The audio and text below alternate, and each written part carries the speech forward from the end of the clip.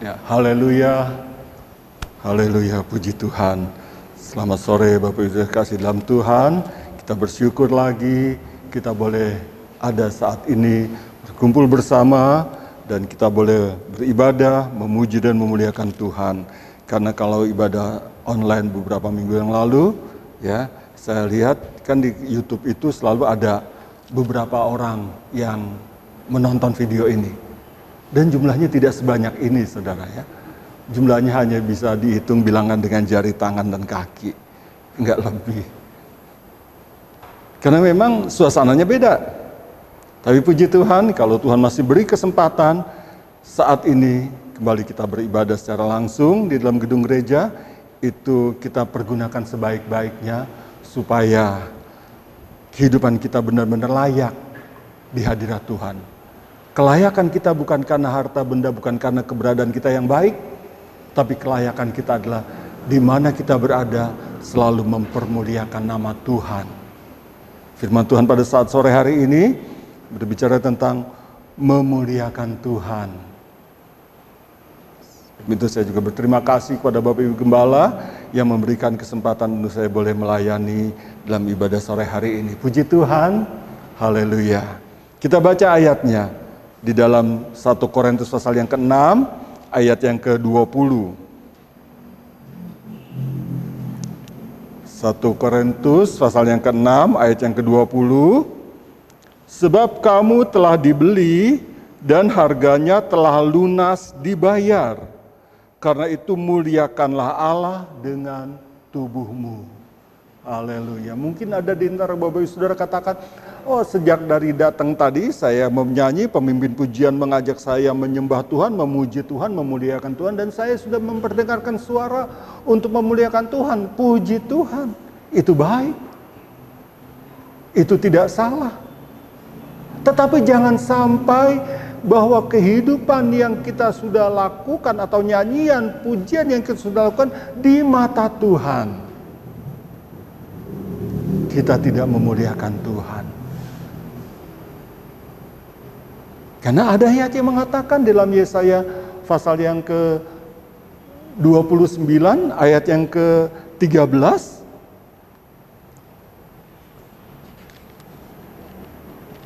Yesaya 29 ayat yang ke-13 ini katakan, dan Tuhan telah berfirman. Yesaya 29 ayat 13 ya.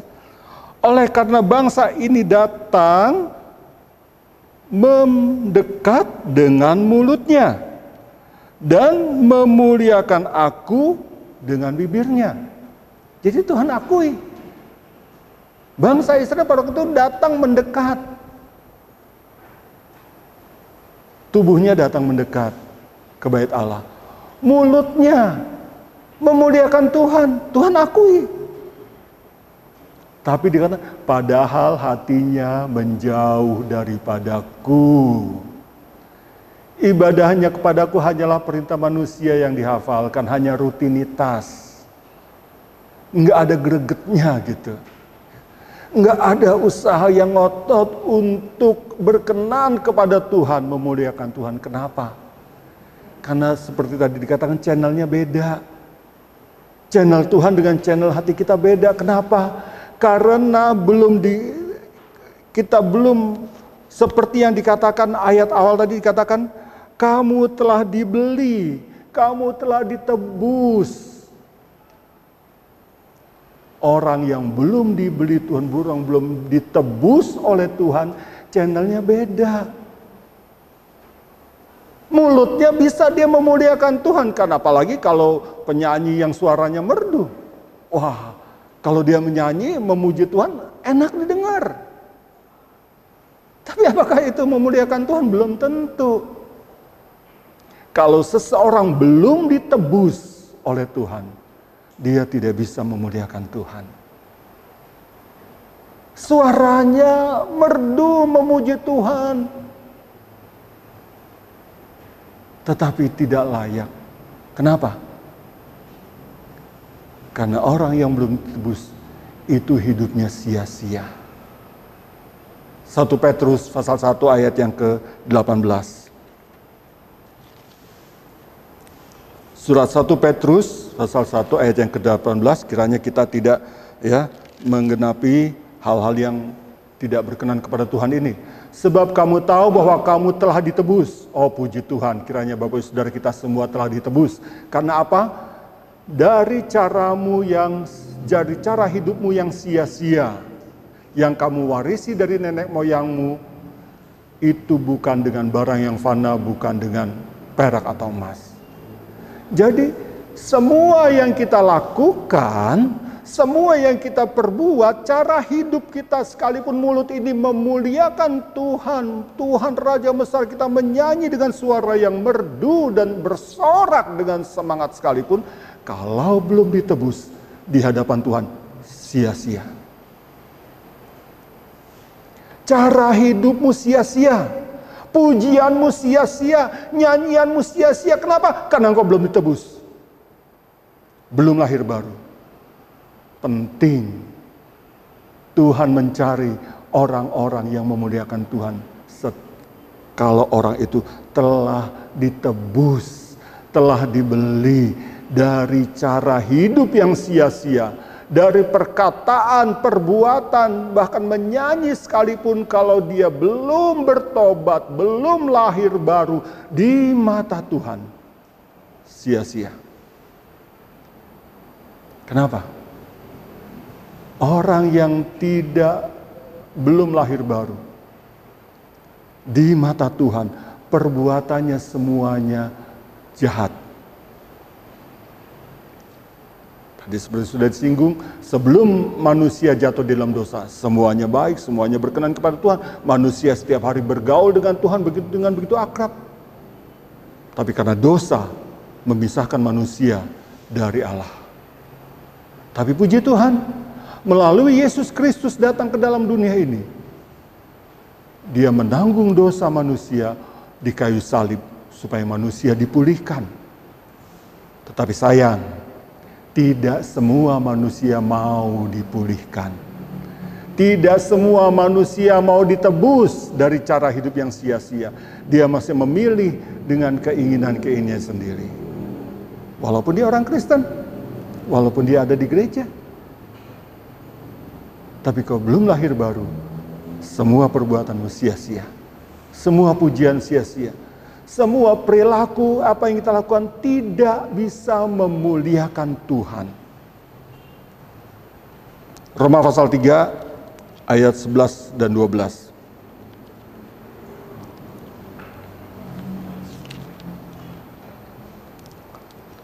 Roma pasal 3 ayat yang ke-11 dan 12.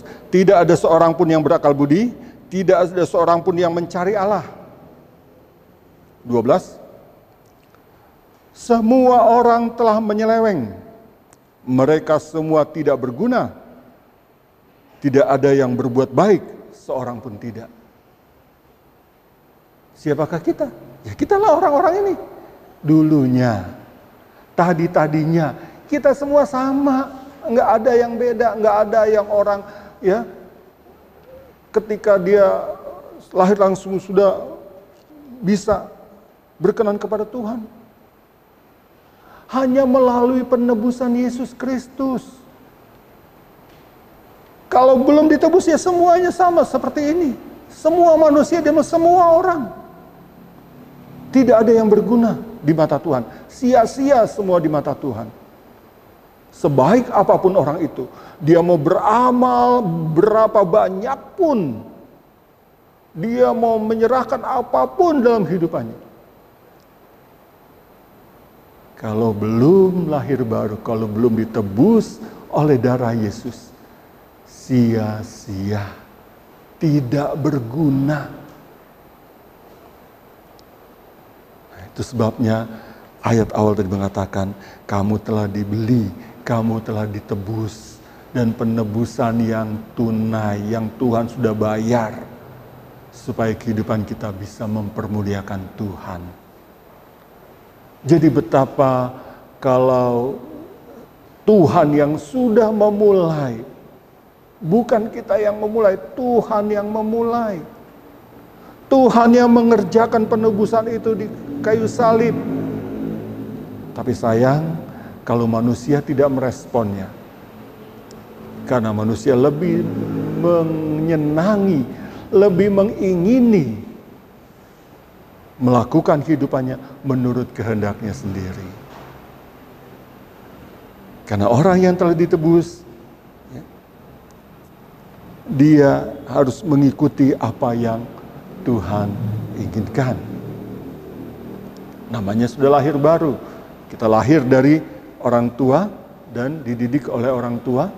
Begitu juga orang yang lahir dari Tuhan, lahir dari air dan roh di dalam Tuhan, menjadi anak Tuhan, kita dididik oleh Tuhan, yaitu firman Tuhan yang mendidik. Mendidik supaya kita hidup dalam kebenaran. Dan salah satunya adalah dalam kehidupan yang Tuhan sudah karuniakan kita untuk memuliakan Tuhan. Sehingga kita bisa lihat banyak orang Kristen yang tidak memuliakan Tuhan, itu satu realita.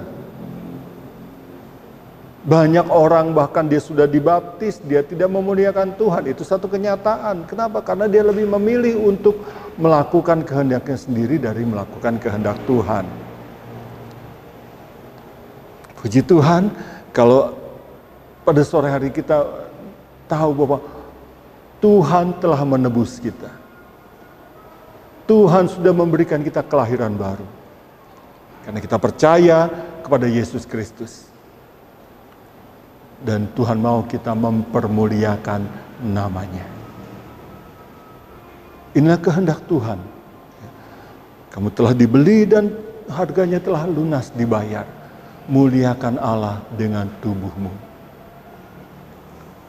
Selagi nafas ini ada dalam tubuh kita, apapun dan bagaimanapun keadaan kita, Tuhan tidak mengatakan bahwa muliakan Tuhan ketika engkau diberkati, ketika engkau sehat, ketika engkau dalam keadaan yang baik. Tidak.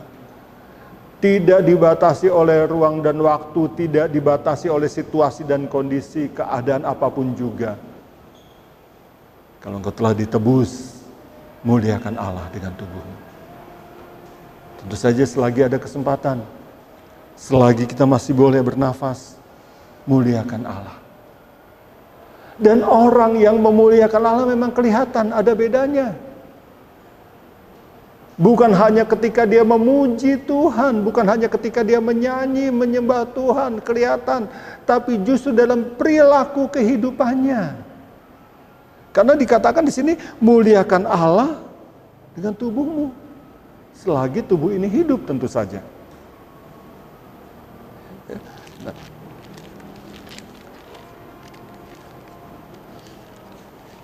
Kita lihat di dalam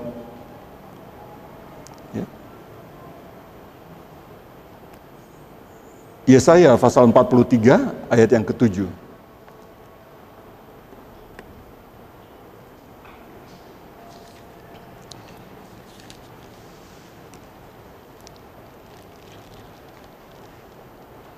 Yesaya 43 ayat yang ke-7. Semua orang yang disebut dengan namaku, yang kuciptakan untuk kemuliaanku, yang kubentuk dan yang juga kujadikan. Saudara, kita semua ciptaan Tuhan, amin. Amin.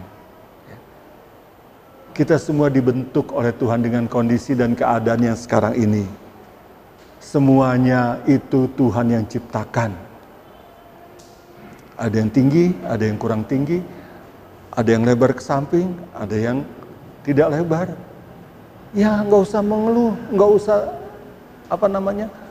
menjadi takut, saudara. Semua ini Tuhan yang ciptakan, Tuhan yang jadikan. Ada yang kulitnya putih, hitam, atau abu-abu, atau bagaimana. Semua Tuhan yang ciptakan. Untuk apa tujuannya?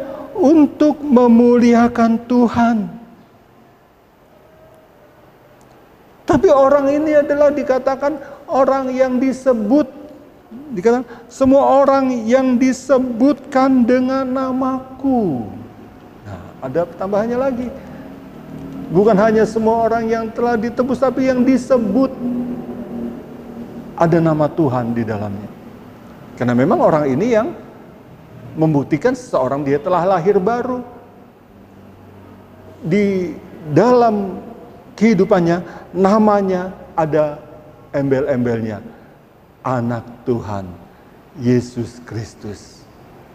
Itu sebabnya, kalau Bapak Saudara yang dibaptis, kita tahu, hamba Tuhan selalu membaptis dalam nama Bapa, Anak, dan Roh Kudus, yaitu Tuhan Yesus Kristus. Dan sejak itu nama Tuhan itu melekat dalam orang itu. Jadi itu bukan hafalan gereja Pantekosta yang baptis dalam nama Bapa, Anak, dan Roh Kudus. Itu firman Tuhan yang mengatakan dalam Matius pasal 28 ayat yang ke-19, beritakan Injil ke seluruh bumi, baptiskan orang di dalam nama Bapa, Anak, dan Roh Kudus. Dan dalam Kisah Rasul pasal yang kedua juga dijelaskan lagi, nama Bapa, Anak, dan Roh Kudus itulah Tuhan Yesus Kristus. Jadi itu firman Tuhan. Kenapa? Karena nama Allah ini melekat dalam orang itu. Dan kalau nama ini melekat pada orang itu yang telah lahir baru, tanda berikutnya adalah orang itu senang dengan firman Tuhan. Kalau tadi katakan bahwa orang itu senang dengan ibadah, senang datang ke gereja, tapi lebih lagi dia senang dengan firman Tuhan. Jadi ketika tidak ada ibadah secara langsung, ibadahnya online di rumah, orang yang telah ditebus, orang yang di dalam namanya ada embel-embelnya Tuhan Yesus Kristus, membuktikan dia seorang anak Tuhan, membuktikan dia seorang yang sudah lahir baru, dia senangkan firman Tuhan.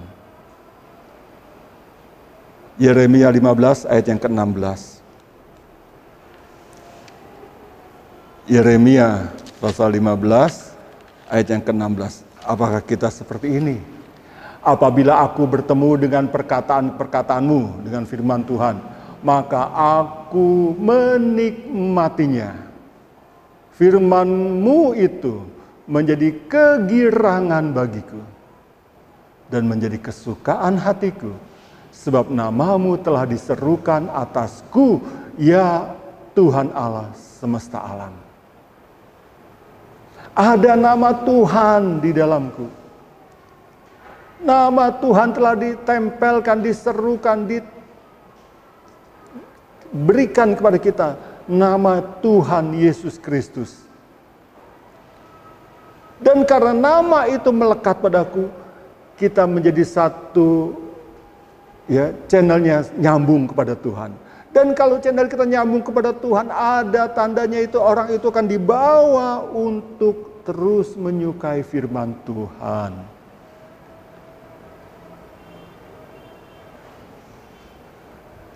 Bukan semua orang harus jadi pendeta, saudara. Bukan semua orang harus hafal Alkitab, enggak. Tapi setidak-tidaknya kita menyukai, senang. Yeremia katakan, apabila aku bertemu dengan perkataan-perkataanmu. Kenapa? Karena di waktu zaman dulu itu susah untuk mendengar suara Tuhan. Enggak seperti kita sekarang ini, suara Tuhan sudah dengan teknologi, dibukukan dengan ringkas, dengan teknologi lagi, diberikan di chip yang kecil sehingga ada di alat elektronik kita kan. Tapi apakah kita baca setiap hari?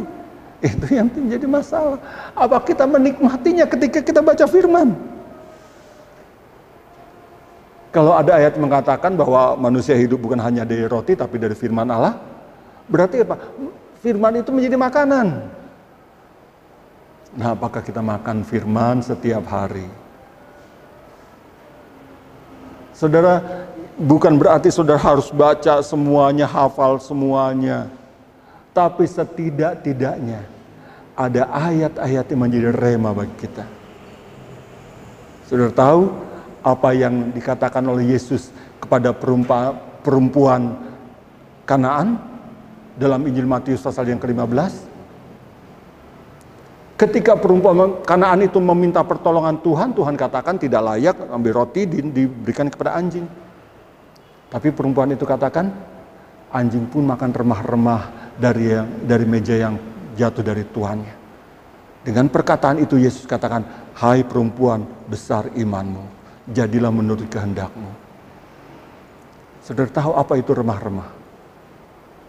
Itu hanya bagian kecil, potongan kecil dari roti yang jatuh. Ya, kalau saudara suka kasih anak balita yang anak kecil makan kan ada yang berceceran gitu ya. Ada yang jatuh-jatuh.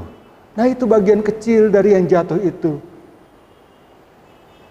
Dan itu cukup mengadakan satu tanda mujizat untuk menolong perempuan Kanaan itu. Artinya apa? Kalau kita mengimani, mempercayai satu kata saja di dalam firman Allah, itu cukup menolong kau.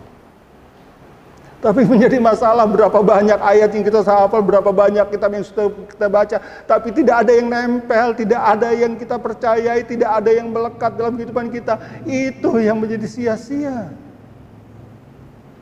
Itu sebabnya Yesus pernah berkata, ya, dia tidak menjumpai orang punya iman sebesar di orang itu, di antara orang Israel.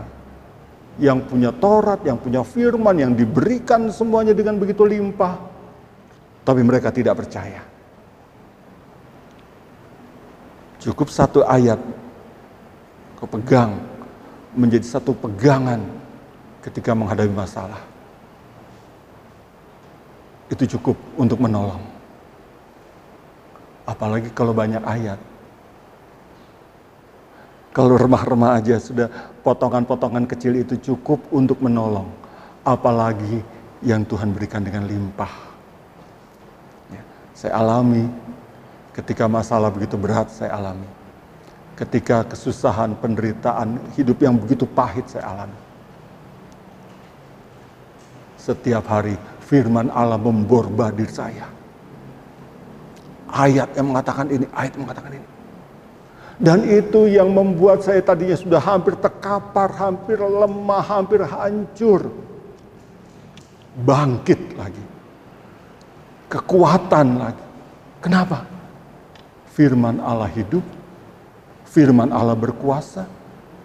Bayangkan kalau saya tidak punya firman, kalau tidak mengenal firman, kalau tidak tahu firman, siapa yang bisa menolong? Enggak ada. Jadi betapa penting kita seperti Yeremia katakan, menikmati, mencintai, menyukai.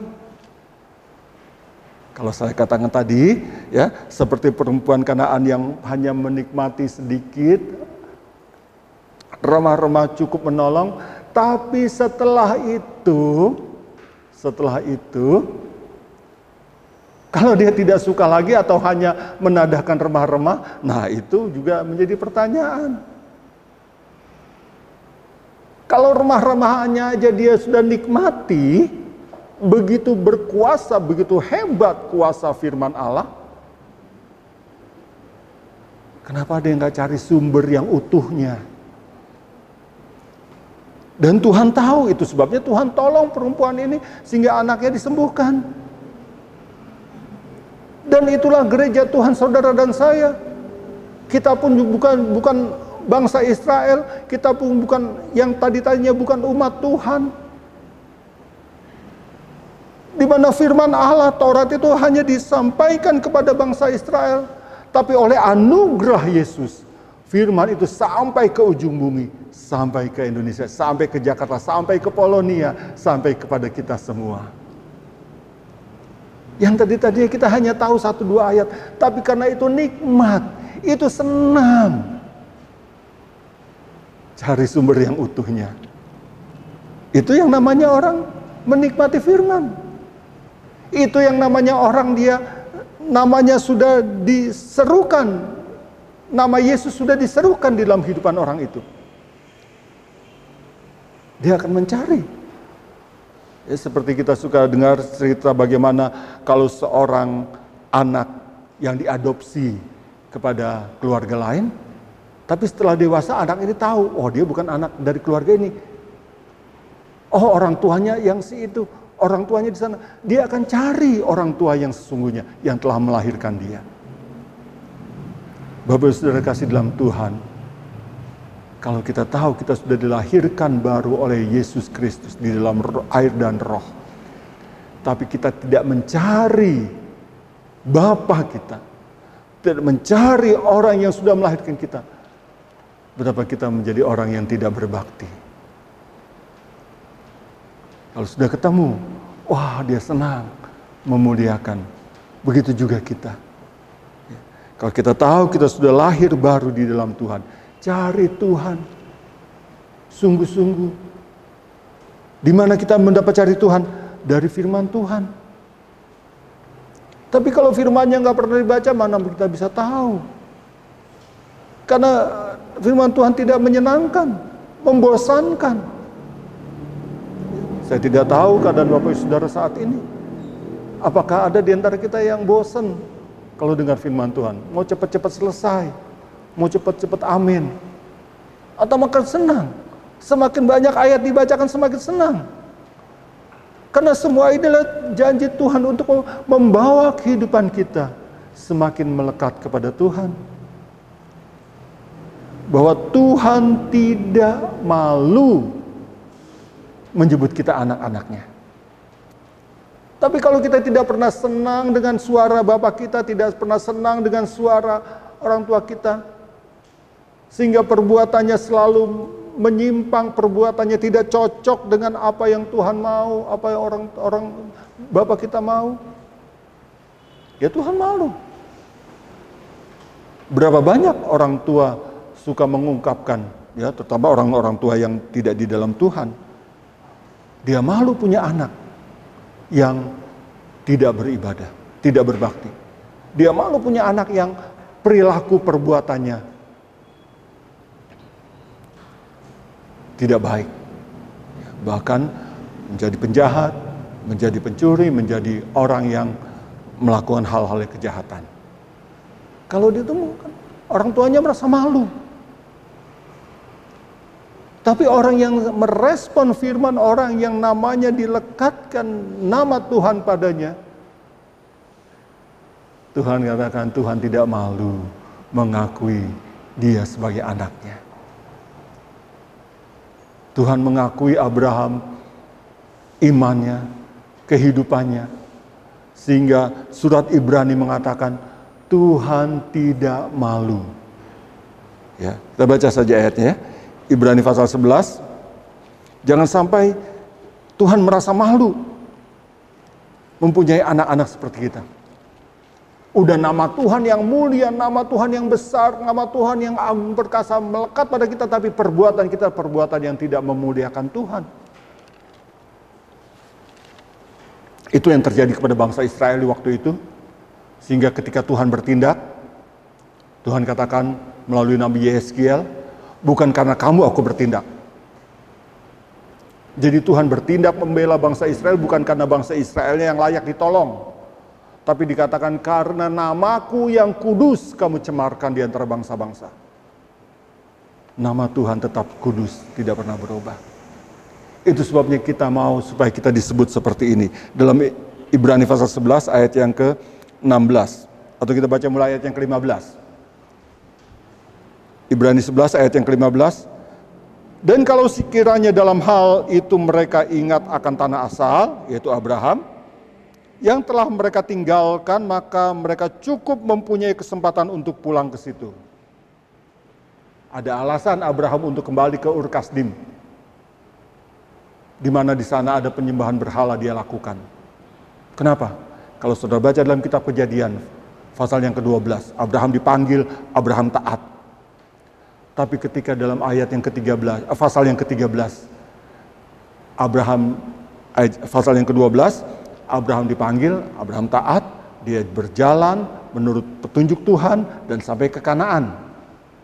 Tapi dalam ayat pasal yang ke-13, di tanah Kanaan terjadi kekeringan, kelaparan. Itu sebabnya ayat mengatakan kalau seandainya Abraham ingat tanah asal, dulu di sana dia berkelimpahan, walaupun dia menyembah berhala tapi dia berlimpah. Punya alasan untuk kembali ke Ur Kasdim. Tapi dalam ayat yang ke-16, kalau itu yang dilakukan, Abraham tidak jadi bapak orang yang beriman. Tetapi sekarang mereka merindukan tanah air yang lebih baik. Inilah kerinduan Abraham. Yaitu satu tanah air sorgawi. Sebab itu Allah tidak malu disebut Allah mereka. Allah tidak malu ketika kita menyebut Dia Bapa kita. Karena Ia telah mempersiapkan sebuah kota bagi mereka. Allah mempersiapkan semuanya. Kepada siapa? Orang yang namanya disebut nama Tuhan. Yang tidak mempermalukan nama Tuhan. Bahkan hidupnya dia mempermuliakan Tuhan. Kalau orang hidupnya mempermalukan nama Tuhan, Tuhan malu. Ngaku-ngaku anak Tuhan tapi kehidupannya tidak memuliakan Tuhan. Ngaku-ngaku anak Tuhan tapi kehidupannya selalu melakukan hal-hal yang menyedihkan Tuhan. Tapi Abraham, walaupun harus melewati kekeringan, dia tetap bertahan dengan panggilan Tuhan. Karena dia mempercayai, dia mengimani bahwa tujuan hidupnya bukan Kanaan. Tujuan panggilan Tuhan bukan Kanaan, bukan hanya berkat-berkat materi. Memang di Kanaan itu dikatakan limpah susu dan madu, limpah dengan berkat-berkat yang banyak. Puji Tuhan kalau kita menikmati semuanya itu. Tapi tujuan panggilan Tuhan bukan sampai di Kanaan. Tapi dikatakan Allah mempersiapkan kota yang kekal.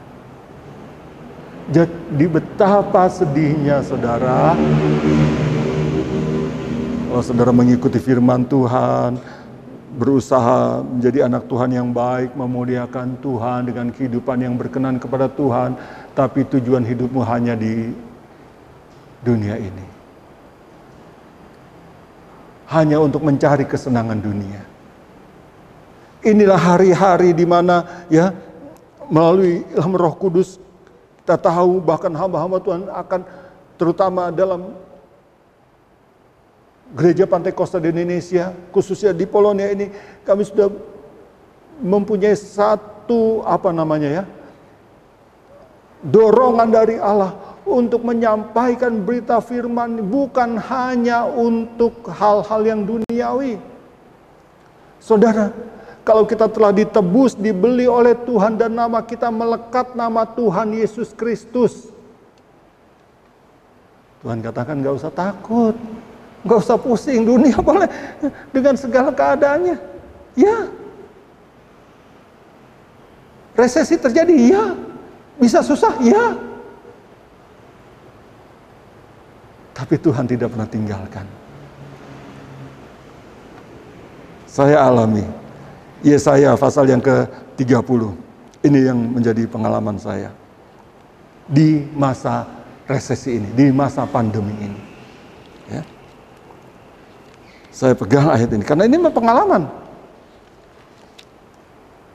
Ayat yang ke-20. Yesaya pasal 30 ayat yang ke-20. Dan walaupun Tuhan memberi kamu roti dan air, serba sedikit, nggak limpah saudara ya. Kita dengar firman Tuhan tentang sungai Kerit, itu sungai kecil, sedikit, nggak limpah. Makanan sedikit, semuanya sedikit. Namun pengajarmu Tuhan itu tidak akan menyembunyikan diri lagi, tetapi matamu akan terus melihat Dia. Oh haleluya. Haleluya saudara. Di masa resesi, penghasilan tambah merosot. Benar, kita tidak bisa membantah, saya tidak bisa berpura-pura. Memang begitu keadaannya. Dunia sedang susah, resesi, penghasilan menurun, iya.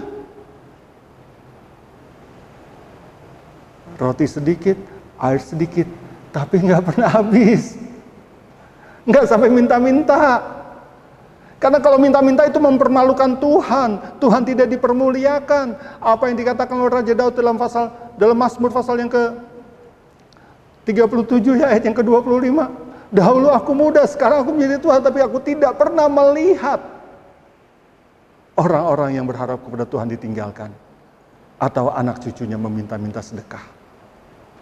Saya selalu katakan, orang yang minta-minta sedekah tidak pernah ketika dikasih bukan haleluya puji Tuhan. Enggak pernah.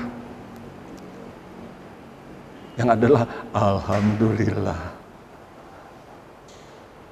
Karena memang Tuhan berjadi, biarpun sedikit asal kita puas menikmatinya. Tentu saja orang jadi kekurangan karena dia melihat, wah, dia yang kaya, dia yang berlimpah. Ya karena matanya ke sana, tapi kalau mata kita dikatakan tertuju kepada Tuhan. Dan dalam ayat yang ke-21 dikatakan dalam Yesaya pasal 30 ini, dan telingamu akan mendengar perkataan ini dari belakangmu. Inilah jalan, berjalanlah mengikutinya. Entah kamu menganan, entah kamu ke kiri. Inilah jalan kebenaran itu, saudara. Inilah yang perlu kita dengar. Walaupun kita sedang mengalami resesi, penghasilan menurun, mungkin ada karyawan yang di PHK, mungkin ada yang berusaha tapi penghasilannya menurun. Iya, bisa terjadi. Bisa. Tapi dengan segala keadaan itu, kita tetap mempermuliakan Tuhan. Telinga kita selalu mendengar firman Tuhan, perkataan Tuhan. Itu sebabnya tadi dikatakan bahwa kita menyenangi, menikmati firman Tuhan. Senang. Karena ini jalan. Inilah kebenaran. Inilah yang kita ikuti. Kemana petunjuk-petunjuk yang Tuhan mau kita lakukan. Ikut. Kalau kita ikut petunjuk Tuhan, Tuhan tidak pernah mencelakakan. Berkat merosot, keuangan merosot, bisa terjadi. Kesehatan merosot, bisa terjadi. Karena usia tambah lanjut, kesehatan pasti merosot. Ya seperti dikatakan oleh 2 Korintus pasal yang berapa itu ya? 14 ayat yang ke-6. Kesehatanmu, tubuh jasmani ini semakin merosot. Tapi tubuh batinia, roh kita dibaharui dari hari ke hari dengan kekuatan Allah. Kenapa? Karena kita melekat dengan Tuhan. Kenapa? Karena kita selalu memuliakan Tuhan sehingga hati Tuhan melekat menghati kita. Sehingga dikatakan dimanapun dan bagaimana kita selalu melihat Tuhan. Perkataan Tuhan selalu kita dengar. Beda kalau saudara tidak dengar suara Tuhan. Beda kalau saudara tidak suka baca firman Tuhan. Ya hanya beberapa menit, enggak sampai 1 jam sudah dengar firman Tuhan di gereja. Setelah itu pulang sudah tidak lagi mendengar firman Tuhan. Nah, sampai minggu depan lagi, syukur-syukur kalau masih ada ibadah. Kalau tidak dengar firman Tuhan sampai berbulan-bulan. Di mana kekuatan kita? Di mana Tuhan bisa layak, senang, dan bangga punya anak-anak yang seperti selalu mempermuliakan Tuhan. Karena tanpa firman, tanpa kita berlayak pada Tuhan, apapun dan bagaimanapun yang kita lakukan, dengan keadaan apapun juga, itu sia-sia, tidak berkenan. Yang pertama, kita harus lahir baru, ditebus oleh Tuhan dengan darahnya. Kita akui, kita imani, kita percayai. Dan selanjutnya kalau kita sudah ditebus, nama Tuhan melekat dalam kehidupan kita. Dan kita otomatis pasti menyenangi firman Tuhan. Menyenangi perkataan-perkataan Tuhan. Mengikuti, menuruti semua yang Tuhan katakan. Petunjuk-petunjuk. Kalau tidak, ya mungkin kita masih menjadi anak Tuhan. Mungkin kita masih menjadi orang Kristen. Tapi kehidupan kita tidak membanggakan Bapa di surga. Tidak membuat Bapa di surga itu senang, bangga. Bahkan sebaliknya. Mungkin jadi Allah menjadi malu mempunyai anak-anak yang tidak seturut kehendaknya. Ya, saya pernah saksikan bagaimana dahulu sebelum COVID ya, saya pernah diminta melayani pemakaman seorang Kristen, karena namanya Kristen, ya namanya Paulus, jadi kan Kristen pasti. Tapi dia mati di penjara Cipinang, dalam status terpidana. Apa itu menyenangkan Tuhan? Tentu saja tidak. Apakah dia Kristen? Ya, dari namanya dia Kristen. Ya, karena keluarganya minta saya melayani, saya layani. Hanya dihadiri paling nggak sampai 10 orang. Karena malu. Keluarganya pun akan malu. Apalagi Tuhan dipermalukan. Tapi kita, biar kiranya kita yang sudah ditebus, kita mau menyenangkan Tuhan dengan kita memuliakan Tuhan. Nama Tuhan yang maha besar, maha agung, maha mulia itu melekat pada kita. Kalau kita terjadi sesuatu yang tidak tertolong, Tuhan pun malu. Itu sebabnya Tuhan pasti menolong. Tuhan pasti melakukan fungsinya sebagai Tuhan, sebagai Allah, untuk menolong setiap kehidupan kita. Supaya apa? Walaupun kita tidak berlimpah, tapi tidak kekurangan. Walaupun kita tidak mewah, tapi kita selalu ada dekat dengan Tuhan. Haleluya. Dan orang yang memuliakan Tuhan, ya, adalah orang yang mempunyai harapan untuk tetap hidup. Bukankah kita semua mempunyai harapan tetap hidup? Siapa yang tidak punya harapan tetap hidup? Mau udah cuma hidupnya sampai sekarang ini aja. Karena dengar berita ya seperti tadi dikatakan, kalau kita tidak mau sampai ke dalam kesempurnaan, ya udah cepet-cepet aja udah. Nggak usah lama-lama hidup ini. Tapi orang yang memuliakan Tuhan, dia punya harapan untuk tetap hidup. Dalam Yesaya pasal yang ke-38, ayat yang ke-19. Yesaya pasal 38 ayat yang ke-19, tetapi hanyalah orang yang hidup, dialah yang mengucap syukur kepadamu. Seperti aku pada hari ini, seorang bapa memberitahukan kesetiaanmu kepada anak-anaknya. Selama kita mau merindukan, memuliakan Tuhan, Tuhan memberikan hidup. Kalau hidup ini selesai, ya berarti Tuhan mau yang lain. Tapi yang pasti selama kita masih diberi hidup, dikatakan hanya orang hidup mengucap syukur, memuliakan Tuhan. Dan dikatakan seperti Bapa memberitahukan kesetiaan Tuhan kepada anak-anaknya. Ada kesaksian, saudara.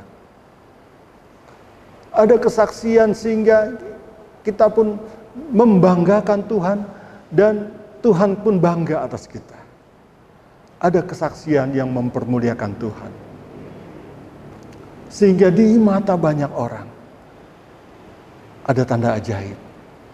Keajaiban itu bukan berarti kalau kita dilimpahi dengan berkat yang banyak, bukan berarti kita selalu hidup dalam kemewahan dan kesenangan, tidak ada kesusahan dan sebagainya. Tapi keajaiban Tuhan itu adalah sesungguhnya di tengah keadaan apapun juga, kita tetap mempermuliakan Tuhan. Itu yang orang tidak bisa ngerti. Sedang mengalami resesi, sedang mengalami kesusahan, sedang mengalami kedukaan, sedang mengalami penderitaan, tapi memuliakan Tuhan. Orang nggak bisa ngerti.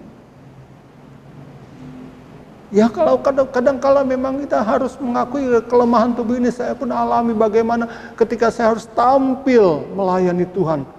Saya harus tinggalkan semuanya kesedihan. Tapi nanti malam-malam saya menangis di kaki Tuhan. Tidak ada yang tahu.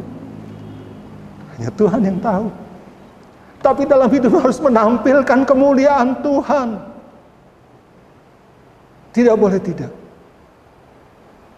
Sehingga di mata orang, seperti Mazmur pasal yang 71 ayat yang ke-7.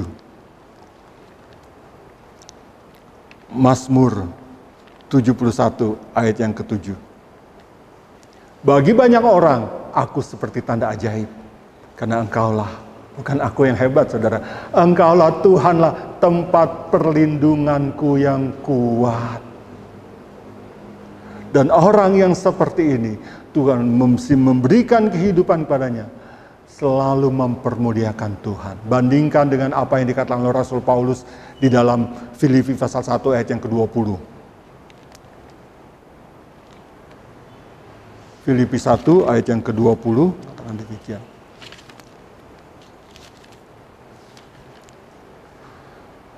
Sebab yang sangat kurindukan dan yang kuharapkan ialah bahwa aku dalam segala hal tidak akan beroleh malu.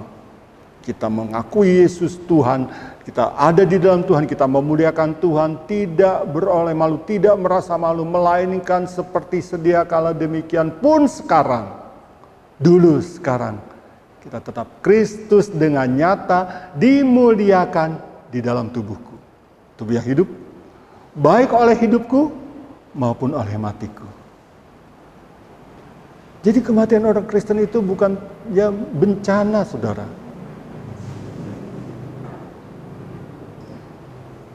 Seringkali kita yang ditinggalkan ya masih merasakan bencana, tapi orang yang mati itu bukan bencana bagi dia. Dan saya alami bagaimana beratnya ditinggalkan. Tapi saya harus mengakui, bagi yang sudah dipanggil Tuhan itu satu kemuliaan. Hidupnya memuliakan Tuhan, sampai mati memuliakan Tuhan, ya memang itu. Bahkan ketika dalam kehidupannya dia tidak mengalami apa yang dia inginkan, sampai akhir pun tetap mempermuliakan Tuhan. Itulah yang berkenan kepada Tuhan. Kenapa? Karena dia sudah ditebus, dia sudah diselamatkan, dan nama Tuhan melekat kepadanya, kepada orang itu. Begitu juga yang Tuhan katakan kepada Petrus di dalam surat atau di dalam Injil Yohanes pasal yang ke-21 ayat yang ke-19. Yohanes pasal 21 ayat yang ke-19. Dan hal ini dikatakannya untuk menyatakan bagaimana Petrus akan mati.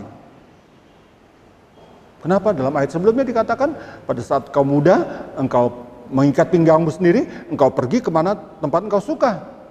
Tetapi ketika engkau tua, orang lain akan mengikat pinggangmu dan akan dibawa ke tempat di mana engkau tidak suka. Ada tempat-tempat yang tidak disukai oleh Petrus, tapi dia harus melewatinya. Yaitu menunjukkan ayat yang ke-19 tadi, balik. Ya. Menunjukkan bagaimana Petrus akan mati dan memuliakan Allah. Oh, haleluya. Jadi bukan ketika Petrus ditolong, dia dibebaskan oleh malaikat ketika dia di penjara. Oh, puji Tuhan, memuliakan Tuhan, benar. Tapi sampai Petrus mati pun dia memuliakan Tuhan. Kenapa? Yesus katakan, ikutlah aku. Ikut Tuhan, selalu bisa mempermuliakan Tuhan. Selama hidup ini, sampai mati pun memuliakan Tuhan. Karena bagi kita tersedia apa yang firman Tuhan katakan, Yohanes pasal 11 ayat yang ke-25. Barang siapa percaya kepadaku, dia akan tetap hidup walaupun dia sudah mati. Kenapa? Di dunia ini kehidupannya berakhir, mati, tapi dia tetap hidup di mana? Di sana bersama dengan Tuhan. Haleluya. Sebagai ayat terakhir kita baca itu, kalau kita selalu mempermuliakan Tuhan sampai pada akhir, kita akan lihat Wahyu pasal yang ke-15. Ayat 2 dan sampai ayat yang ke-4. Ya. Wahyu pasal 15 ayat kedua. Dan aku melihat suatu bagaikan lautan kaca bercampur api. Dan di tepi lautan kaca itu berdiri orang-orang yang telah mengalahkan binatang itu dan patungnya, dan bilangan namanya pada mereka ada kecapi Allah. 3.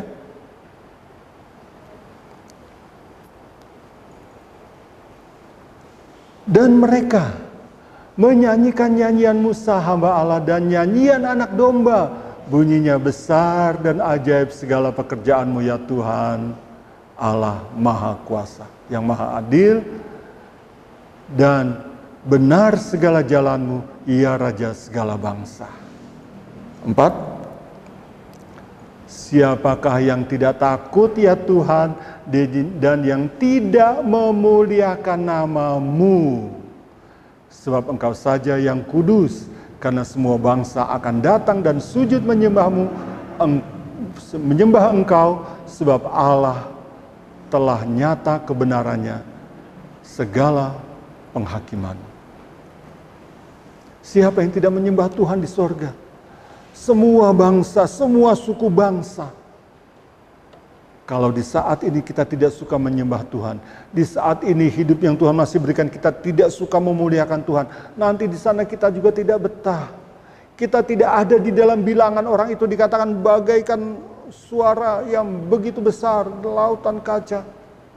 Orang yang dari segala suku bangsa memuliakan Tuhan. Itu sebabnya orang yang memuliakan Tuhan dia akan tetap hidup. Kalaupun hidup di dunia ini berakhir, di sana dia tetap memuliakan Tuhan. Kalau di sini kita tidak pernah memuliakan Tuhan, kita tidak ada di sana untuk memuliakan Tuhan. Di mana adanya? Di neraka bersama iblis. Di sana tidak ada kemuliaan Tuhan. Di sana tidak orang memuliakan Tuhan, karena di sana dia disiksa siang dan malam oleh api dan melerang. Tapi di sorga, kita semua rindu sampai di sana. Bukan sampai di Kanaan duniawi ini dengan keberkatan yang limpah. Oh puji Tuhan kalau itu Tuhan berikan. Tapi kalaupun kita harus menikmati semuanya serba sedikit, tetap memuliakan Tuhan karena tujuan hidup kita di sana. Bersama dengan kumpulan dari segala bangsa yang dikatakan memuliakan Tuhan Allah semesta alam. Kekal selama-lamanya. Jadikan hidupmu untuk kemuliaan Tuhan. Jadikan hidupmu untuk menggenapi firman Allah. Supaya kehidupanmu selalu mempermuliakan Tuhan. Tapi bagaimana kehidupanmu menggenapi firman Allah? Kalau firman Allah aja kita tidak suka. Cintailah firman Allah. Senangilah firman Allah. Taatilah firman Allah. Lakukan menurut kehendak Allah. Petunjuk-petunjuk yang Dia berikan. Entah kamu berjalan ke kanan atau ke kiri. Entah kamu di dalam segala keadaan apapun juga, ikut petunjuk Tuhan. Inilah jalan kebenaran dan kehidupan. Tidak ada seorang pun sampai ke sorga kecuali melalui Yesus. Yang kita taat dan kita lakukan untuk terus memuliakan Tuhan. Baik dalam hidup ini, sampai hidup ini berakhir di dunia ini. Kita hidup dalam kekekalan memuliakan Tuhan selama-lamanya. Haleluya. Amin. Tuhan memberkati kita semua. Mari kita berdiri. Kita nyanyi itu pujian. Hidupku menggenapi firman-Mu. Orang yang hidupnya menggenapi firman Tuhan, dia akan memuliakan Tuhan. Haleluya. Haleluya.